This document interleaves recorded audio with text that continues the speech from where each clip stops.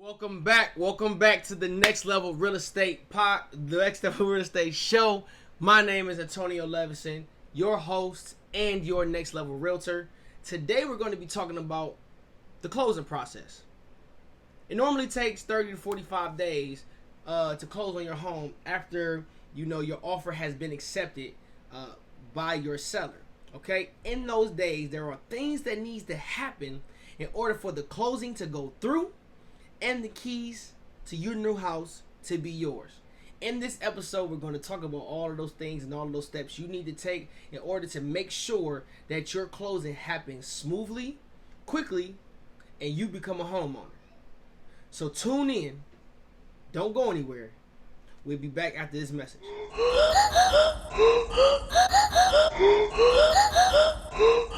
Welcome back. So today we're talking about the closing process. Now, you've been looking for a home, and you finally found the home that you've been looking for.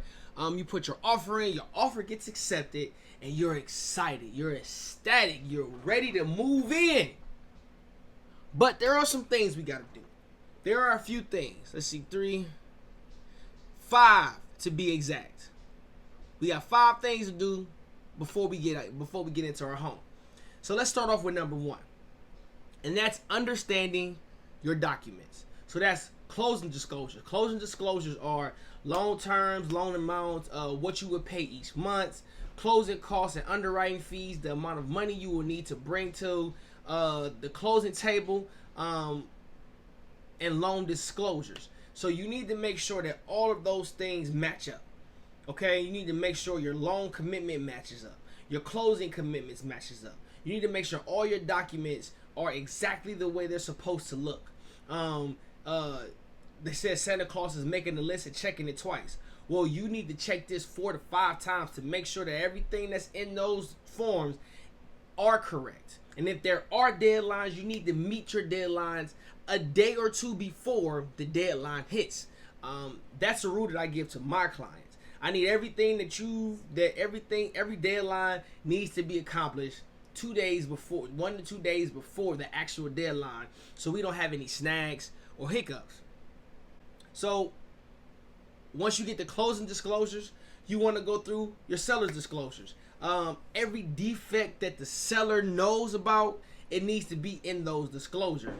You really want to read through these disclosures extremely carefully so you don't miss anything, so you can make sure you know as much as possible about the home that you're purchasing. There are no return policies on homes.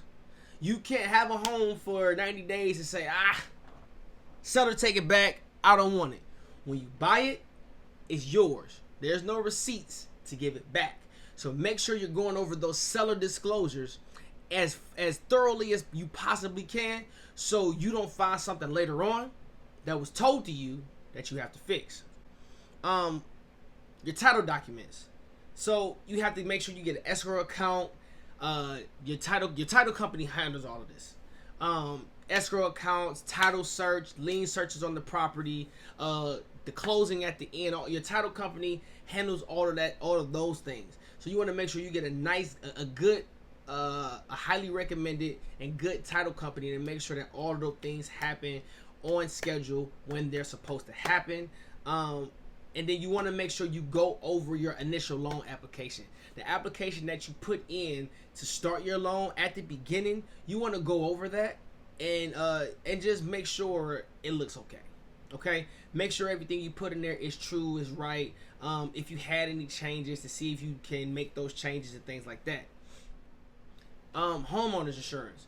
So if you're taking out a home loan, okay, most lenders, if not all lenders, require you to get homeowners insurance before you come to the closing table. So if you bought a house today and our closing was November the 20th, before we get to the closing table, you need to make sure you have homeowners insurance, or we won't be able to close. Prepare your finances for closing. So closing costs, like I said, your closing cost is typically between 3 to 6% of the agreed sales price. Make sure you have your earnest money deposit as soon as your As soon as you put your offer, put your offer in, you have to send a copy of your earnest money deposit, your cashier's check, or whatever that may be. And that has to go into your offer, your buyer offer, your packet. So that earnest money deposit needs to be in there, but you need to continue. You need to make sure that those funds from that earnest money deposit stay in that account. So when it is cash, it doesn't bounce. That has happened before. That's why that's a disclaimer. Make sure that the money that's in that closing account that you write that cashier's check out for your closing stays in that account. That's one thing we need to make sure we do. Make sure we have cash to close. So that goes back to your earnest money deposit can be your cash to close. Unless you have a VA loan, please bring a minimum of 3%. Like I keep saying that because that is so important. Some agents or sometimes people don't stress how important that is, but I need you to get it in your head that you need to bring 3% to the closing table along with you. And any seller's concessions, which is they're helping you with closing.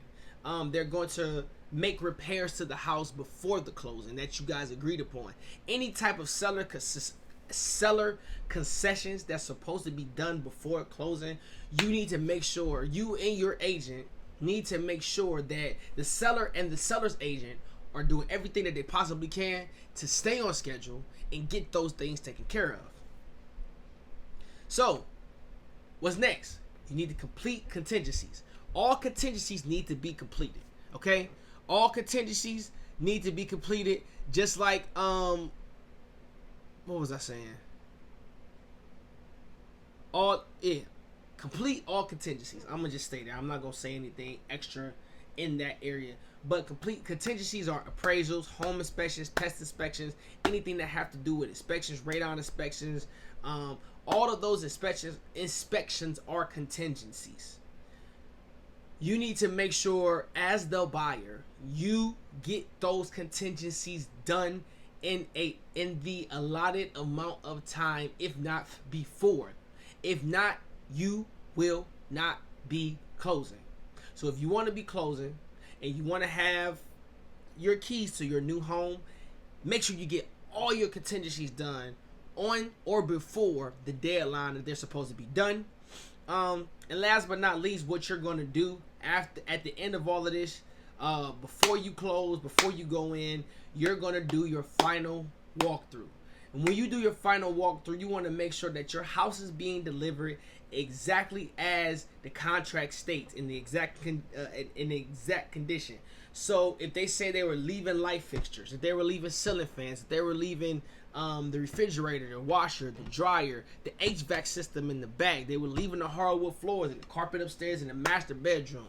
Do your final walkthrough to make sure that all of the things that's in your contract that they said that they were leaving are going to be there. You also want to make sure they cleaned up everything. You want to make sure that there's absolutely no trash, that there's not holes in the walls that were not there before. You want to do these walkthroughs and make sure that the seller turns in all keys before you go to that closing table. This was a short video, very short video. I hope everybody learned a little something in this short video.